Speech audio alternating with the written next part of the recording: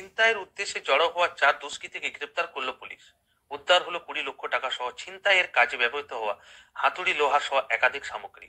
ব্যাপক চাঞ্চল্য এলাকায়। অন্ডালের কাজী নজরুল ইসলাম বিমানবন্দরে রাস্তায় একটি 4 চাকা গাড়ি দাঁড়িয়ে ছিল। পুলিশের সন্দেহ হয় দুষ্কৃতীরা গাড়ি নিয়ে ছিনতাইয়ের উদ্দেশ্যে দাঁড়িয়ে আছে। তারপরে গাড়ির ভেতরে তল্লাশি চালানো হয়। উদ্ধার হয় নগদ 20 লক্ষ টাকা। বাজেয়াপ্ত করা হয় 4টি মোবাইল ফোন সহ বেশ কিছু করা সামগ্রী। তখনই তাদের গ্রেপ্তার করা হয়। ধৃত দুষ্কৃতীরা বীরভূমের নলহাটি থানার সাগর যাদব, অন্ডাল থানার কাজোড়া কলিয়ারি এলাকার রাকেশ কুমার নুনিয়া, প্রিন্স বিশ্বকর্মা ও অবিনাশ কুমার নুনিয়া। পুলিশ হেফাজতে তাদের দুর্গাপুর মহকুমা আদালতে তোলা হয়।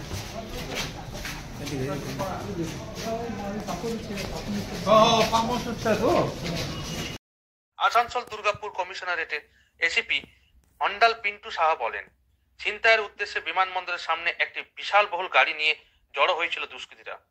অন্ডাল থানার পুলিশ তাদের গ্রেপ্তার করে। হ্যাঁ, কালকে একটা ইনফরমেশন ছিল, খুব ভালো একটা ওয়ার্কআউট হয়েছে। তো ইনফরমেশনটার সাথে সাথে পুলিশ ওখানে অ্যাটেন্ড করে, তাদেরকে ইন্টারসেপ্ট করে। একটা ক্রেটা গাড়িতে 6 জন মতো ছিল, 4 জনকে ধরা গেছে, বাকি 2 জন পালিয়ে যায়।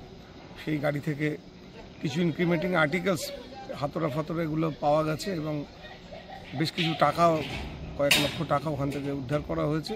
আজকে ওদেরকে কোর্টে ফরওয়ার্ড করা হয়েছে। আমরা ওদেরকে রিমান্ড চেয়েছি। ওদের কেন ওখানে আসলো, ওরা আমাদের কাছে বলছিল ওখানে কোনো ছিনতাই বা এরকম কোনো উদ্দেশ্যে ওরা ওখানে ঘোরাঘুরি।